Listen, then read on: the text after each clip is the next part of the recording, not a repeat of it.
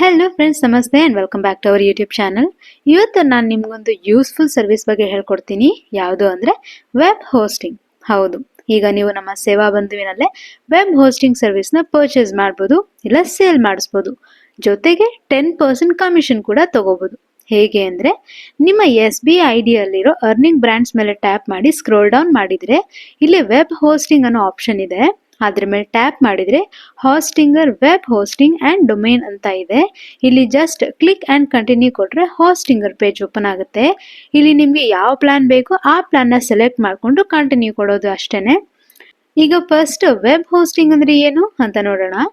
Web hosting ಅಂದರೆ, ಈಗ ನೀವು ಯಾವ್ದಾರ ವೆಬ್ಸೈಟ್ನ ಕ್ರಿಯೇಟ್ ಮಾಡ್ಕೊಂಡಿದ್ದೀರಾ ಅಂದರೆ ಅದು ಇಂಟರ್ನೆಟಲ್ಲಿ ಶೋ ಆಗಬೇಕು. ನಿಮ್ಮ ವೆಬ್ಸೈಟ್ ಬಗ್ಗೆ ಸರ್ಚ್ ಮಾಡಿದಾಗ ಅದು ಓಪನ್ ಆಗಬೇಕು, ಅಥವಾ ಎಲ್ರಿಗೂ ಅದು ಆಕ್ಸೆಸ್ ಆಗಬೇಕು ಅಂತ ಅಂದರೆ ವೆಬ್ ಹೋಸ್ಟಿಂಗ್ ಇಂಪಾರ್ಟೆಂಟ್ ಆಗಿರುತ್ತೆ. ಲೈಕ್ ನೀವೊಂದು ಆನ್ಲೈನ್ ಶಾಪಿಂಗ್ ವೆಬ್ಸೈಟ್ನ ಕ್ರಿಯೇಟ್ ಮಾಡ್ತಿದ್ದೀರಾ ಅಂದರೆ ಆ ವೆಬ್ಸೈಟ್ಗೆ ಬೇಕಾಗಿರುವಂಥ ಎಲ್ಲ ಇಮೇಜಸ್ ಆಗಿರ್ಬೋದು, ವಿಡಿಯೋಸ್ ಆಗಿರ್ಬೋದು, ಪೇಜಸ್ ಆಗಿರ್ಬೋದು, ಅದರ ರಿಲೇಟೆಡ್ ಟೆಕ್ಸ್ಟ್ ಆರ್ ಇನ್ಫಾರ್ಮೇಷನ್ಸ್ ಆಗಿರ್ಬೋದು, ಪ್ರತಿಯೊಂದನ್ನು ನೀವು ಸ್ಟೋರ್ ಮಾಡಬೇಕಾಗುತ್ತೆ. ಸೊ ಇಂಟರ್ನೆಟಲ್ಲಿ ಕಸ್ಟಮರ್ ಸರ್ಚ್ ಮಾಡಿದಾಗ ಅವ್ರಿಗೆ ಎಲ್ಲ ಡೀಟೇಲ್ಸ್ ಅಥವಾ ಇನ್ಫಾರ್ಮೇಷನ್ ಸಿಗಲಿ ಅಂತ ವೆಬ್ ಹೋಸ್ಟಿಂಗ್ ಒಂದು ಸರ್ವಿಸ್ ಆಗಿದೆ. ನಿಮ್ಮ ಒಂದು ವೆಬ್ಸೈಟ್ನ ಇಂಟರ್ನೆಟಲ್ಲಿ ಅಪ್ಲೋಡ್ ಮಾಡಲಿಕ್ಕೆ ಸರ್ವಿಸ್ ಪ್ರೊವೈಡ್ ಮಾಡುತ್ತೆ ವೆಬ್ ಹೋಸ್ಟಿಂಗ್. ನಿಮ್ಮ ವೆಬ್ಸೈಟಲ್ಲಿ ಯಾವುದೇ ರೀತಿ ಪ್ರಾಬ್ಲಮ್ ಇಲ್ಲದೆ 24/7 ವರ್ಕ್ ಆಗಬೇಕು, ಇಲ್ಲ ರನ್ ಆಗಬೇಕು ಅಂತ ಅಂದರೆ ವೆಬ್ ಹೋಸ್ಟಿಂಗ್ನ ಒಂದು ಪವರ್ಫುಲ್ ಸರ್ವರ್ ಬೇಕಾಗಿರುತ್ತೆ. ಯಾಕೆ ಅಂದರೆ ಇದು ಯಾವಾಗಲೂ ಇಂಟರ್ನೆಟ್ ಜೊತೆ ಕನೆಕ್ಟ್ ಆಗಿರುತ್ತೆ. ಅದಕ್ಕೆ ವೆಬ್ ಹೋಸ್ಟಿಂಗ್ನ ಎಲ್ಲರೂ ಹ್ಯಾಂಡಲ್ ಮಾಡ್ಲಿಕ್ಕೆ ಆಗಲ್ಲ, ಬಿಕಾಸ್ ಇದರ ಮೇಂಟೆನೆನ್ಸ್ ಕಾಸ್ಟ್ ತುಂಬಾ ಹೈ ಇರುತ್ತೆ. ಸೊ ಹಾಗಾಗಿ ತುಂಬ ಜನ ವೆಬ್ ಹೋಸ್ಟಿಂಗ್ ಕಂಪನೀಸ್ ಹತ್ರ ಹೋಗ್ತಾರೆ for seeking web hosting. Because web hosting companies ಹತ್ರ ಅವ್ರದೇ ಆದಂತಹ ಓನ್ ಪವರ್ಫುಲ್ ಸರ್ವರ್ ಇರುತ್ತೆ, ಪ್ಲಸ್ ಟೆಕ್ನಾಲಜಿ ಕೂಡ ಇರುತ್ತೆ, ಹಾಗೆಯೇ ಟೆಕ್ನಿಕಲ್ ಸ್ಟಾಫ್ಸ್ ಕೂಡ ಇರ್ತಾರೆ. ಈ ಥರ ವೆಬ್ ಹೋಸ್ಟಿಂಗ್ ಕಂಪನೀಸ್ ಇಂದ ಮಂತ್ಲಿ ಅಥವಾ ಇಯರ್ಲಿ ಪ್ಯಾಕೇಜ್ ಥರ ತಗೋಬೋದು. ಸೊ ಇದರಿಂದ ನಿಮಗೆ ನಿಮ್ಮ ವೆಬ್ಸೈಟ್ನ ಹೋಸ್ಟ್ ಮಾಡಲಿಕ್ಕೆ ಸ್ಪೇಸ್ ಸಿಗುತ್ತೆ.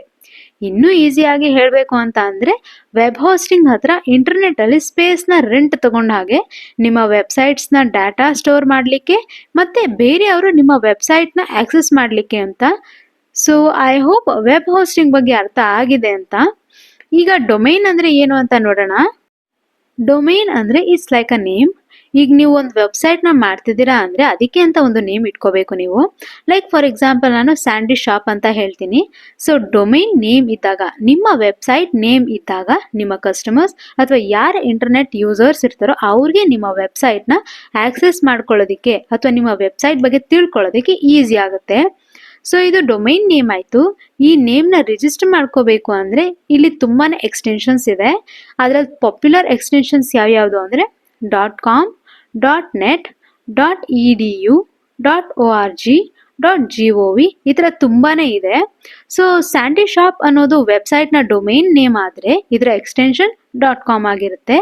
ಸೊ ನೀವು ವೆಬ್ಸೈಟ್ನ ಕ್ರಿಯೇಟ್ ಮಾಡ್ಕೋಬೇಕಾದ್ರೆ ಫಸ್ಟ್ ಡೊಮೈನ್ನ ತಗೋಬೇಕು, ಲೈಕ್ www.sandyshop.com ಈ ಥರ. ಸೊ ಈಸಿಯಾಗಿ ಹೇಳಬೇಕು ಅಂದರೆ ನಿಮ್ಮ ವೆಬ್ಸೈಟ್ ನೇಮ್ನ ರಿಜಿಸ್ಟರ್ ಮಾಡ್ಕೊಳ್ಳೋದು ವಿತ್ ಎಕ್ಸ್ಟೆನ್ಷನ್ಸ್ ಅಷ್ಟೇ.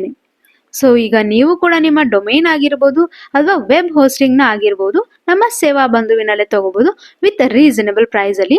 ಜೊತೆಗೆ 10% ಕಮಿಷನ್ ಕೂಡ ತಗೋಬೋದು on every successful sale for a new users only.